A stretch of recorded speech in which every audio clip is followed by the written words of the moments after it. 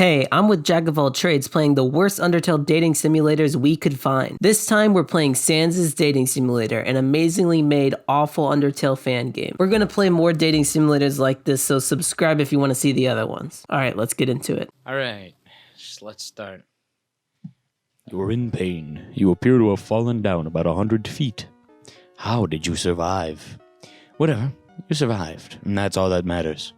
Suddenly, a short skeleton wearing a hoodie, shorts, and slippers walks up to you. Quite the fall you took, huh? He grabs you by the hand and helps you up. So, what's your name, kid? My name is Vanker Schmangle. Vanker Schmangle, huh? Nice to meet you, kid. Well, kid, it's been a treat. Like a small little hot dog kind of treat. Anyways, I only came to see how the fall was. I live in Snowden. If you're ever around, we could talk, you know? I read straight from there. Name's Sans, by the way. Sans the skeleton. Well, see ya. Sans walks off. Maybe you should follow him. Let's follow Sans. That's right, we're perseverant. Yeah. It's candy. Curiosity got the better of you, so you follow Sans. Suddenly, you encounter a flower with a face. With some of their pixels cut off. Howdy, I'm Flowey. Flowey the flower. Flowey is singing a bit. You're new to the underground, aren't you? You can't deny it. I saw you fall. White pellets form around you. See those? Those are love pellets. It's like a friendliness. Touch them to gain my love. You want my love, right? Obviously you do. This is a dating simulator, right? Wait, that's a fourth wall break. Oops. Whatever, let's go. Touch the pellets. The pellets begin to circle in around you, but you can escape. Do you want to? Nah, Let's touch the pellets. Oh. You died. You idiot. Didn't you know it's kill or be killed down here? Pellets form around you. Do you avoid them? There's too many. Rest in peace. Die. Suddenly, Flowey is hit by a flame. Ah! Oh my, are you okay, my child? That flower appeared to have hurt you. The goat lifts you up, and your wounds appear to have faded away. How could she have done this? Are you okay now, my child? My name is Toriel. Nice to meet you. Well, my child, we should be off. Follow me, please. So this is just Undertale. Yeah. Expecting a prompt? Too bad. Waluigi. No prompt. Toriel walks into a doorway. You decide to follow Toriel. Toriel grabs your hand and leads you through the ruins. By the way, my child, what is your name? You tell Toriel your name. Vanker Schmangle. Spank your face. What a wonderful name. I'm glad you agree.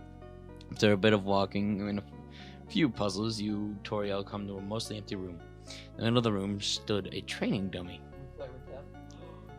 You encounter a monster in the underground. You will enter a date. You find yourself in a date. Make sure you have some spare money and lots of compliments. Go ahead and practice dating this dummy. You encounter the dummy. Oh! Compliment! You tell the dummy that it is very nice this evening or day. It is hard to tell time down here. Nothing happens. Toriel looks pleased. Date end. So that's what it's like. Very good, my child. Now that you know how to treat a date, please come with me. I am truly sorry, my child, for I must leave you here. Please walk to the end of this room by yourself. Goodbye. Toriel runs faster than any human you've ever seen running down the hallway. Let's rethink our lives here. In the past day, you've fallen 100 feet under the ground and only came out with a bruise. You've met a skeleton who said very few words to you. You've been saved by an anthropomorphic goat mother. You've been on a date with a training dummy. And now this goat thinks you can't walk down a hall by yourself. Pretty normal Friday. With much less intensity than Toriel, you casually walk to the end of the hallway. It is an insanely long hallway. So long that it seems easier to walk the Great Wall of China. What? It makes no sense for someone to build a hallway that long. These idiots that make this hall probably go as fast as While I was busy explaining how unnaturally long this hallway is, you made it to the end of the hallway. Huh. Toriel's nowhere to be seen. The only thing you see is a pillar of stone standing about 2 feet from the wall. Toriel jumps out from behind the pillar, almost giving you a heart attack. Surprise, my child. I would not leave someone as young as you unattended in a hallway as long as this one. I actually gave you this trial so that I could leave you out here unattended in a hallway as long as this one while I go grocery shopping. But just in case you have any trouble, take this.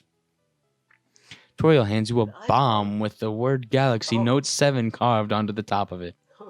Strangely, you can actually contact your mother with this phone. Now, my child, I must go. Feel free to call me if you ever need me or if you feel lonely. But no dates. I'm far too old for you, my child. You reluctantly accepted her terms and sat down in defeat, leaning up against the pillar as she walked out the door. You pulled out a coloring book and a package of pretzels from nowhere.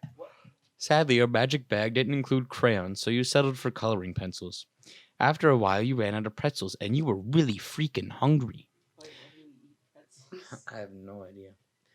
Your phone starts ringing, and as you struggle to figure out how to answer it, you hear barking. Bark, bark. Come back here with my phone, silly doggy. The phone explodes. Ah! The explosion was excruciatingly painful, and you think I'm deaf. Luckily, you didn't feel anything. Somehow. What is happening? Whatever, let's just go. You decide to leave the site of the explosion. Okay. After some walking around and no sight of the puzzles, you encounter the worst puzzle. A living bedsheet. Zzz. Zzz. Please sleep. Please. The sheet's saying Z over and over again in hopes to make you think it's sleeping. It doesn't work. Move it with force. Yes, I need to leave. Yes, this loser's incorporeal and in my way. You begin pushing the sheet. Boom, boom, boom. Oh, hello. I would have moved if you just asked. Am I making this awkward? Sorry. I'll just go. Wait, hold on. Your face, it shows compassion. Am I not bothering you? And the sheet's face lighten up. Wow. My name is Napstablook. Hello. You kindly tell Napstablook your name. Fanker Schmangle. Hey, Fanker Schmangle. Also, can you stop calling me a sheet? I'm a ghost. You nod your head. Thanks. Oh, can I show you something? You nod once more. Napstablook seems pleased. Hooray! Do you like it? I call it Dabberblook. Yes. Tell Napstablook that Dabberblook really suits him. Thank you. You couldn't just make me actually say it? I'm taking too long. I'm wasting your time. Sorry. Bye. That was an experience. Sure was. Let's go. After lots of walking, you find yourself at a split pathway. I force you to go up. You go upwards.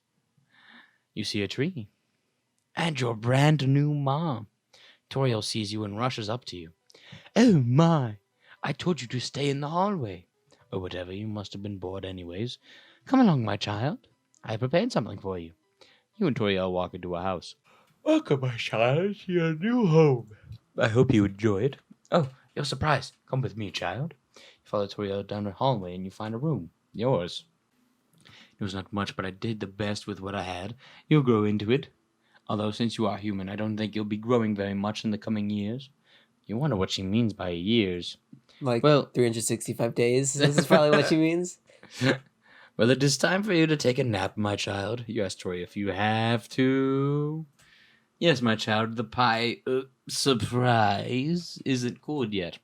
You reluctantly agreed and asked her to shut the door for you on her way out. Of course, my child. Have a good rest. Toriel leaves the room and shuts the door behind you.